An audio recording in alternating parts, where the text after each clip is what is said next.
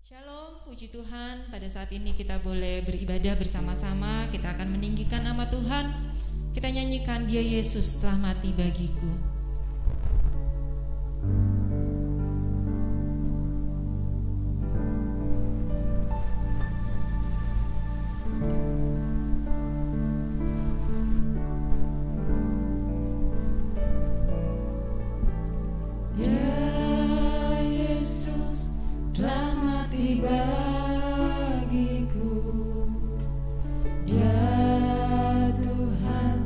Selamatkan jiwaku, bagi Dia pujianku tak dapat ku balas kasih-Nya. Dia angkatku jadi anaknya, beri damai di dalam hidupku, bagi Dia sembahku, hanya Dia segalanya bagiku, bagi Dia segala pujian, hormat serta syukur kekal selamanya, bagi Dia segala pujian, hormat serta syukur selama-lamanya. Dia Yesus telah mati bagiku. Dia Yesus telah mati bagiku. Dia Tuhan selamatkan jiwaku, bagi Dia pujianku tak dapat ku balas kasih-Nya. Dia angkatku jadi anaknya, beri damai di dalam hidupku,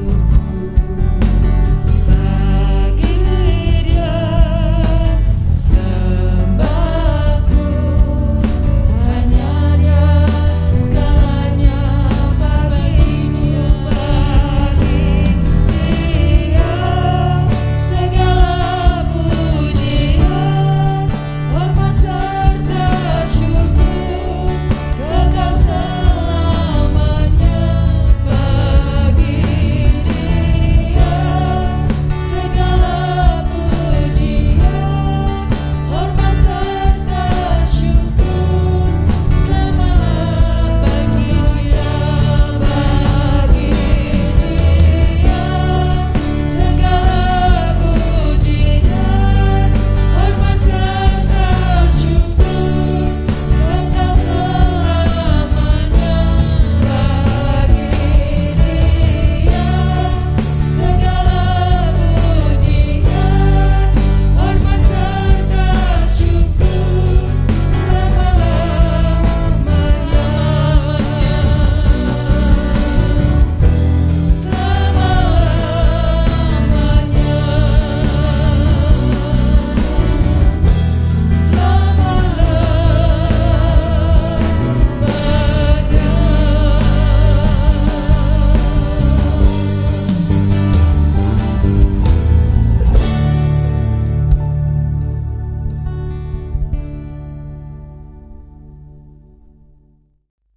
Tuhan sangat baik dalam kehidupan kita, amin. Kita mau katakan Dia sangat baik, Dia sungguh baik.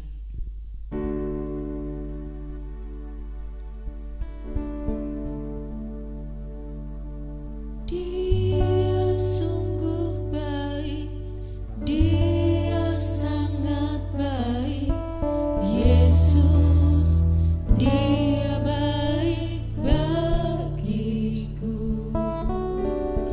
Dia sungguh baik, Dia sangat baik.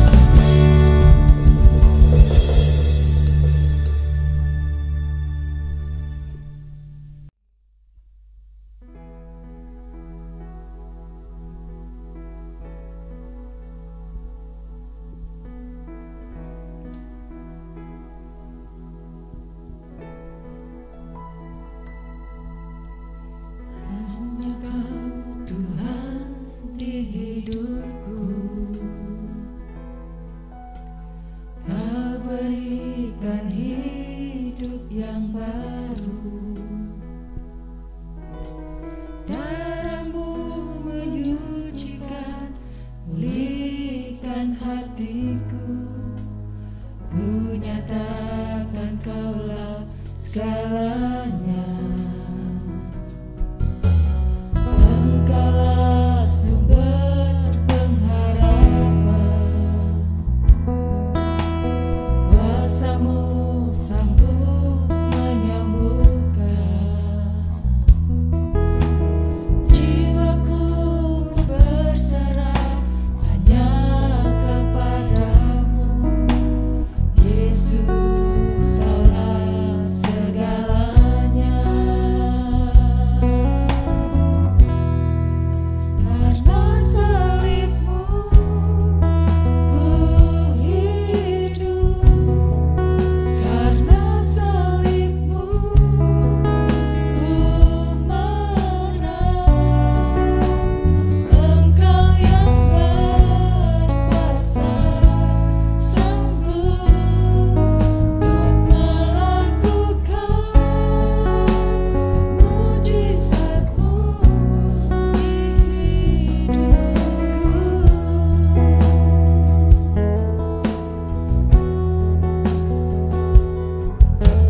Hanya Kau Tuhan di hidupku, Kau berikan hidup yang baru.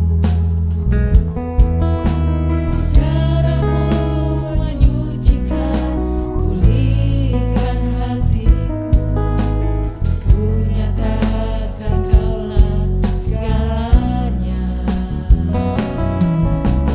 Engkaulah sumber pengharapan,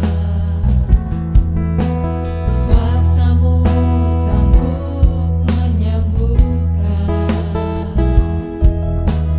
Jiwaku pun berserah hanya kepadamu, Yesus, Kaulah segalanya. Karena salib-Mu, karena salib-Mu ku hidup, karena salib-Mu ku menang. Engkau yang berkuasa, sanggup untuk melakukan mujizat. Karena salib-Mu, karena salib-Mu ku hidup, karena salib-Mu ku menang.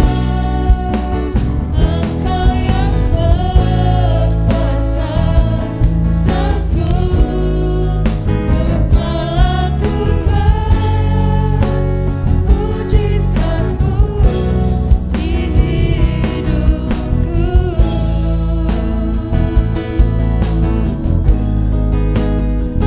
Melakukan mujizat-Mu di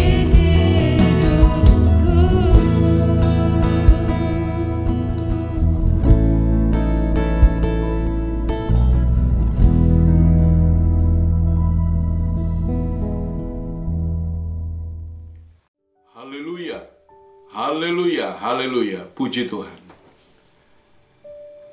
Terima kasih Bapak Ibu Saudara yang dikasihi Tuhan. Kita berada bersama-sama dalam ibadah perjamuan Tuhan. Bapak Ibu, kita akan berdoa terlebih dahulu. Mari kita berdoa. Bapa di sorga, dalam nama Tuhan Yesus, terima kasih. Engkau menguduskan kami, menyucikan kami, melayakkan kami, untuk kami beribadah kepada Tuhan. Pimpinlah hamba-Mu yang akan sampaikan firman. Pimpinlah kami semua yang beribadah kepada Tuhan. Roh Kudus, kami serahkan sepenuhnya kepada-Mu Tuhan. Dalam nama Tuhan Yesus Kristus, kami sudah berdoa dan penuh ucapan syukur. Haleluya. Amin. Haleluya. Bapak, Ibu, Saudara yang dikasihi Tuhan, kita berada di tengah-tengah masa yang sulit, di tengah-tengah pandemi ini. PPKM masih berkelanjutan, masih sampai 2 Agustus. Saya tidak tahu apakah akan dilanjutkan atau kemudian dibuka. Kita serahkan pada Tuhan pertolongannya. Tuhan yang akan mengatur segala yang terbaik melalui pemerintahan kita. Dan yang kita lakukan, kita tetap saja protokol kesehatan dengan 5M. Pakai masker, cuci tangan, hindari berkerumun, dan menjaga jarak. Tuhan kiranya akan terus menolong kita semua. Bapak Ibu Saudara yang dikasihi Tuhan, kita melihat ayat yang akan kita renungkan. Temanya adalah keluarga yang bahagia adalah keluarga yang menghadirkan Yesus sebagai kepala. Kita baca terlebih dahulu di dalam Matius 12 ayat 46 sampai 50. Matius 12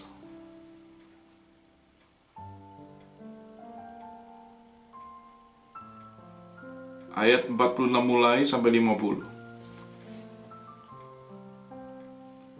Ketika Yesus masih berbicara dengan orang banyak, itu ibunya dan saudara-saudaranya berdiri di luar dan berusaha menemui dia.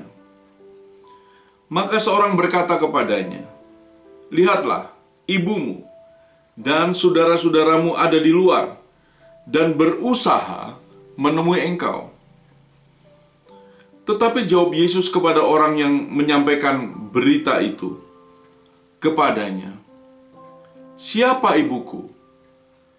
Dan siapa saudara-saudaraku?" Lalu katanya sambil menunjuk ke arah murid-muridnya, "Ini ibuku dan saudara-saudaraku. Sebab siapapun yang melakukan kehendak Bapa-Ku di sorga, dialah saudaraku laki-laki, dialah saudaraku perempuan, dialah ibuku." Bapak Ibu Saudara yang dikasihi Tuhan,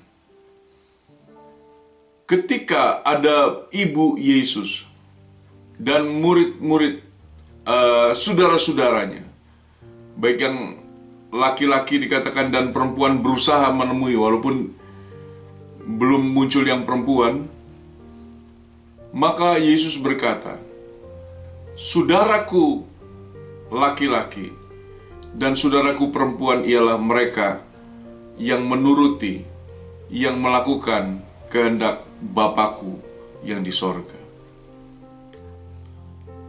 Secara fisik, secara jasmani, Yesus memang punya saudara-saudara. Yesus diikuti oleh saudara-saudara yang berusaha menemuinya, juga termasuk ibunya. Tetapi bagi Yesus, yang lebih penting daripada saudara-saudara secara jasmani itu adalah mereka yang menjadi pendengar dan menjadi pelaku firman Tuhan. Kenapa? Karena melakukan kehendak Bapa itu perlu mendengar firman Tuhan dan perlu menurutinya. Bapak Ibu Saudara yang dikasihi Tuhan, sesuai dengan tema, maka keluarga yang bahagia adalah keluarga yang menghadirkan Yesus dalam kehidupan mereka. Yesus bukan orang kaya raya. Yesus bukan orang yang hebat.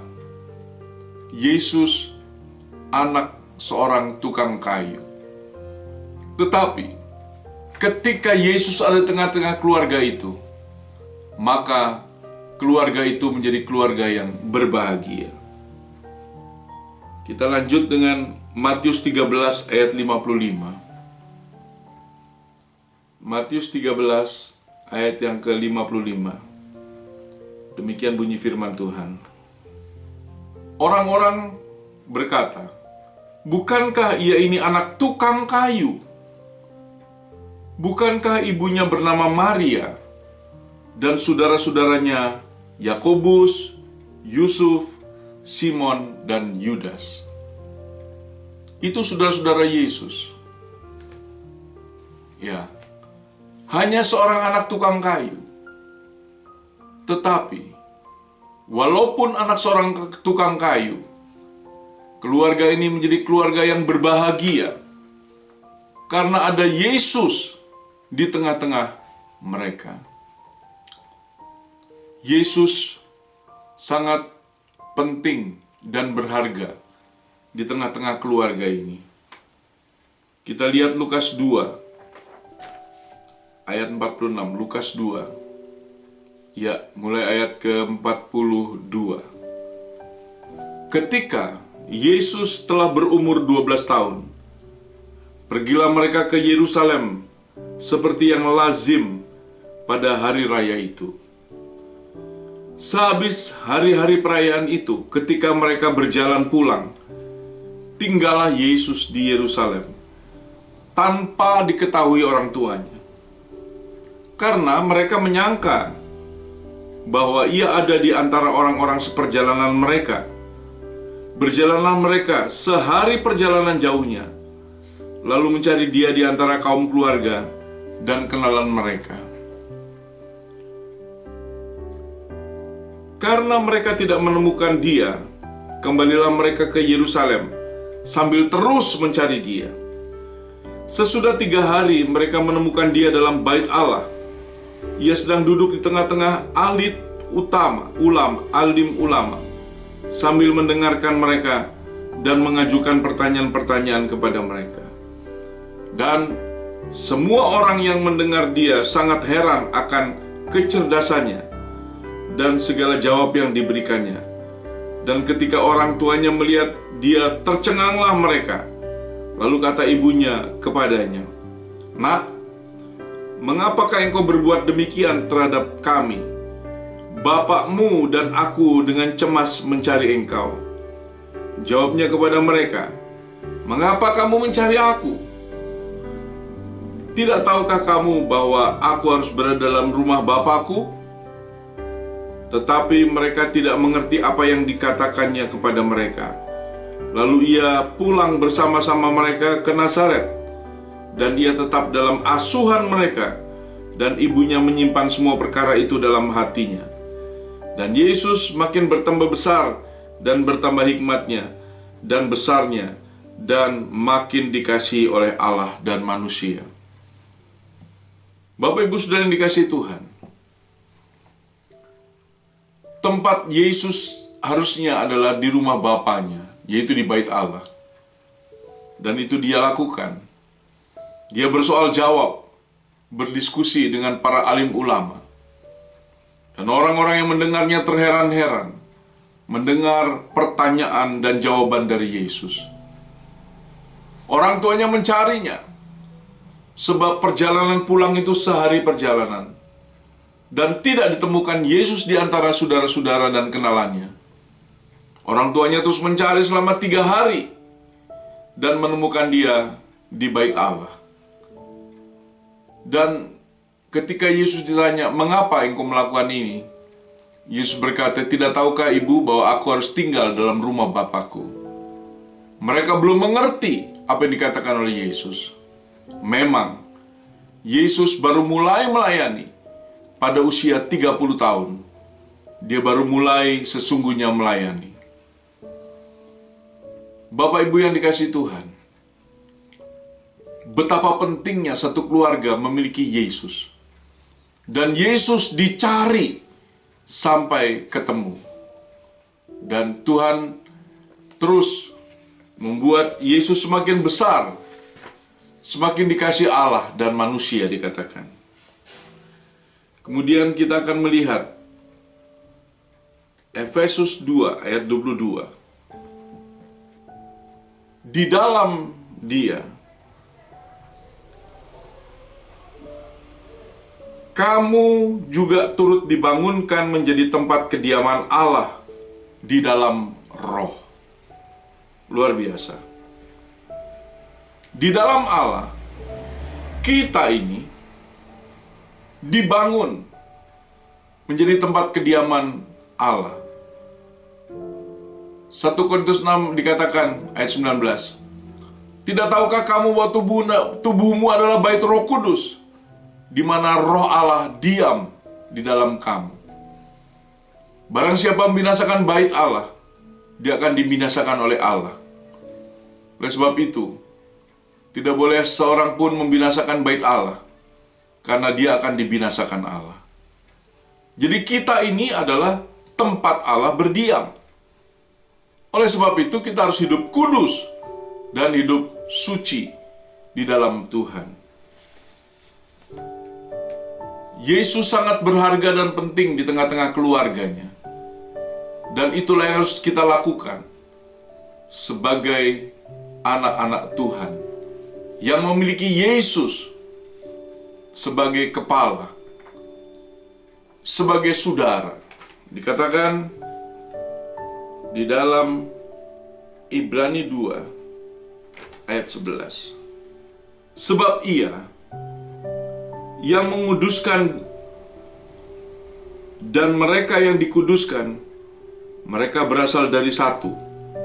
Itulah Ia tidak malu menyebut mereka saudara.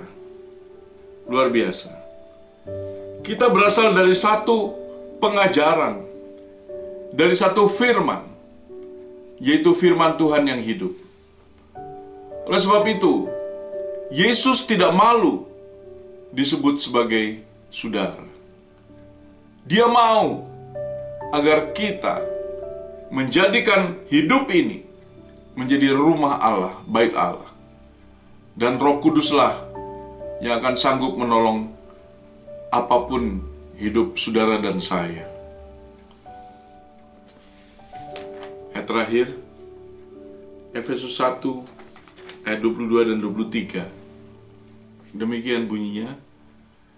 Dan segala sesuatu telah diletakkannya di bawah kaki Kristus, dan Ia telah diberikannya kepada jemaat sebagai kepala dari segala yang ada. Jemaat yang adalah tubuhnya, yang yaitu kepenuhan Dia yang memenuhi semuanya dalam segala sesuatu. Kristus telah diberikan kepada jemaat sebagai kepala, dan kita bersama-sama disebut sebagai anggota tubuh Kristus. Berbahagialah mereka yang menjadikan Kristus sebagai kepala, dan kita adalah anggota tubuhnya. Kristus sebagai kepala itu adalah pusat dari kehidupan. Dari otak yang ada pusat ini, maka semua instruksi itu turun ke seluruh anggota tubuh. Mau berangkat, mau pergi, mau makan, mau minum, mau lakukan apa saja, instruksi dari kepala.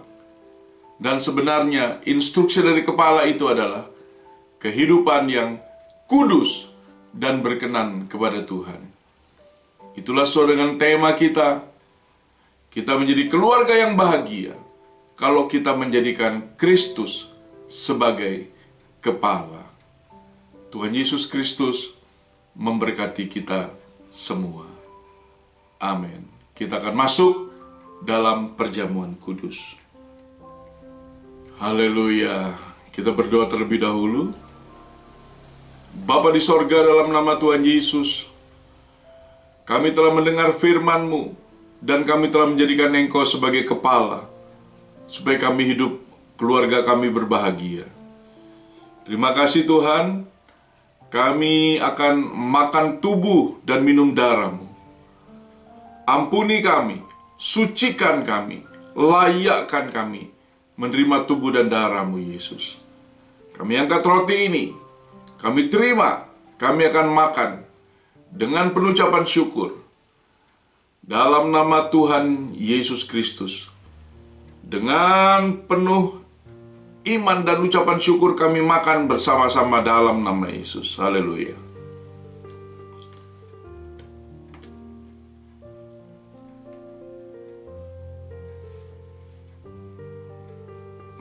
Haleluya.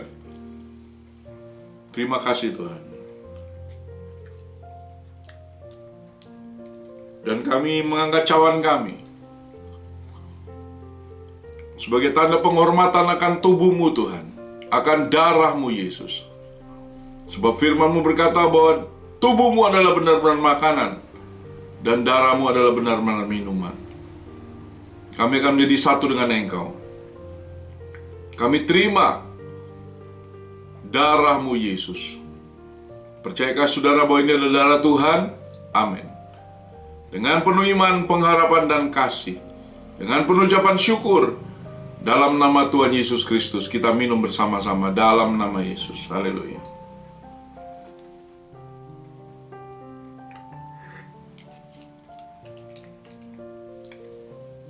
Terima kasih Bapa, Kau telah memberkati kami dengan tubuh dan darah-Mu. Pulanglah, kembalilah ke tempat masing-masing dengan membawa berkat yang berlimpah-limpah. Berkat dari Allah Abraham, Allah Ishak, Allah Yakub. Berkat yang kami terima dengan penuh ucapan syukur dalam nama Allah Bapa, Putra, dan Roh Kudus, dalam nama Tuhan Yesus Kristus. Kami percaya yang sakit sembuh, yang mengalami masalah Tuhan tolong, Tuhan bela, Tuhan berkati, Tuhan berikan jalan keluar. Dalam nama Tuhan Yesus Kristus, kami sudah berdoa mengucap syukur. Haleluya. Amin.